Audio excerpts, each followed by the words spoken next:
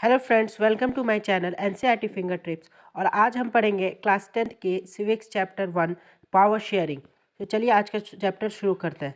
सबसे पहले इसमें टॉपिक है बेल्जियम और श्रीलंका का केस दिया है कि यहाँ पे पावर शेयरिंग कैसे हुआ।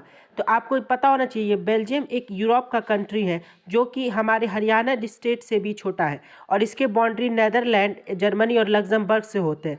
और इसकी जो पॉपुलेशन है वो 1 करोड़ पॉपुलेशन है। और इसकी जो एथनिक कॉम्पोजिशन है, ये एथनिक कॉम्पोजिशन है जहाँ पे 59% लोग फ्लेमिश रीजन में रहते हैं और वो डच लैंग्वेज बोलते हैं, और 40% लोग वेलोनियन रीजन में रहते हैं और वो फ्रेंच लैंग्वेज बोलते हैं। रिमेनिंग 1% जो है वो बेल्जियन स्पीकिंग जर्मन है और वो कैपिटल ब्रुसेल्स सिटी ब्रुसेल्स में रहते हैं। और 80 पर जब एथनिक कॉम्पोजिशन कंट्री का अलग है, बट जो कैपिटल सिटी है वहाँ एथनिक कॉम्पोजिशन अलग है।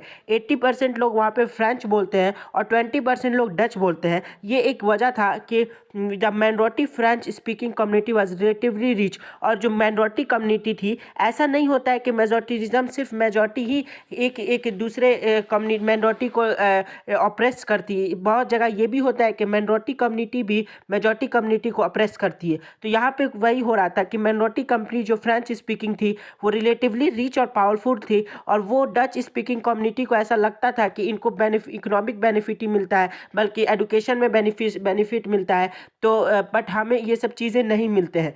तो क्या हुआ कि फ्रेंच स्पीकिंग कम्युनिटी डूइंग 90 और 95 50 और 60s की बात है, ये एक डिस्प्यूट का एक कारण बन रहा था।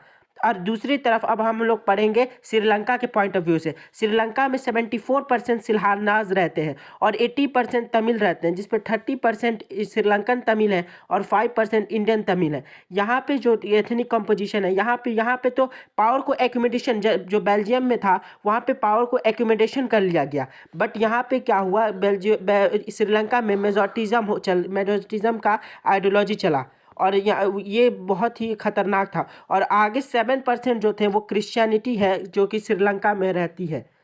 Thank you so much.